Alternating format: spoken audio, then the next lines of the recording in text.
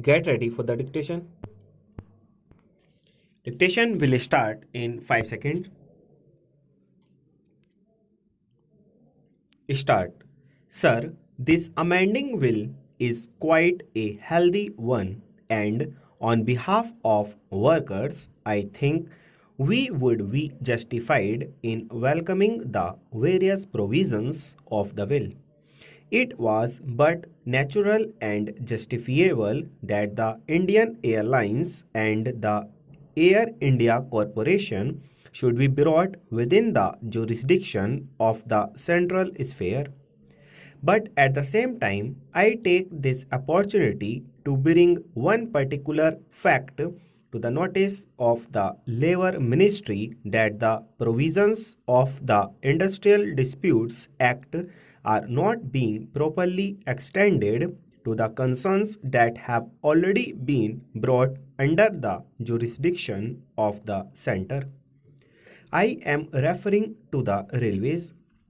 As a matter of fact, the Industrial Disputes Act is applicable to the railways, but it is well known that the administration has persistently refused to abide by the provision, and therefore I should like to request the government that they should be very particular about the effective implementation of the provisions of the Industrial Disputes Act in the various concerns which are brought within its purview, that the dispute between an employee and an employer should be an industrial dispute. No doubt we stand for the growth of a strong trade union movement, and as such we should like to see that every workman is represented through the union, and that every industry should have only one union, so that the principle of one industry, one union should be brought into practice. Nevertheless, under the present circumstances, it would be unjustifiable to deny the workers their right to get their cases represented through a union or through their own lawyers or themselves. As such, this particular provision under the present circumstances deserves to be welcomed, though we should like to see that in times of to come there should be growth of healthy trade union movement, under which every workman would be represented through some union or the other. The layoff compensation would become payable for all the days of layoff beyond the first 45 days, whether the period is continuous or not. This is also a welcome feature of this bill because, as we all know, our employers have been experts in depriving labor of its legitimate dues. Various devices have been adopted to this effect on many occasions. I would like particularly to mention the device of continuing workmen for years together as temporary just through some technical lacunae.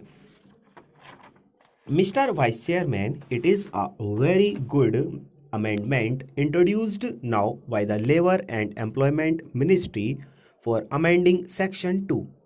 It will stop the Indian Airlines and the Air India Corporation adopting a method which would be putting the public of this country to great difficulties, as we have been experiencing.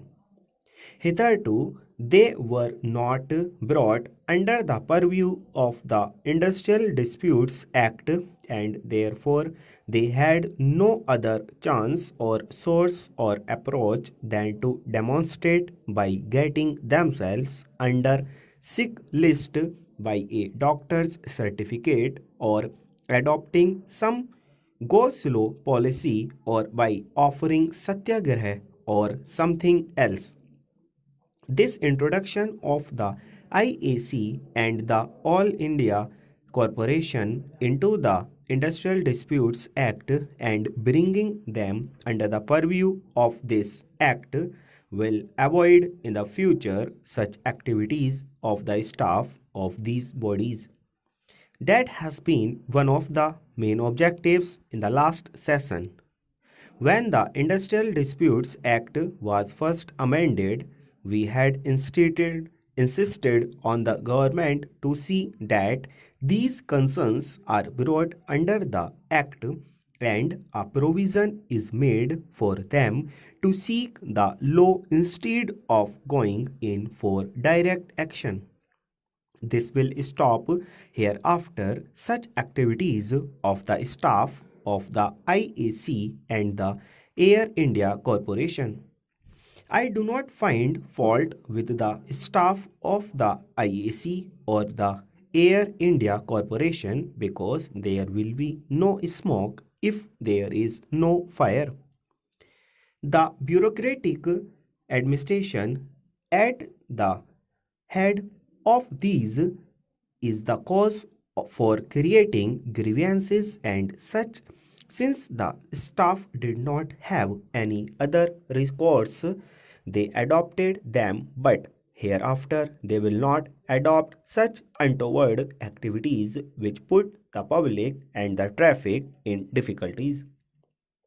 Next, the insertion of section 2A is a good one. Discharges, dismissals, retrenchments, or termination of the services of individual workmen will hereafter be deemed as an industrial dispute, though some of the trade union organizations in this country may not look like such as an insertion because they will be thinking that they do not have sufficient membership in the trade union.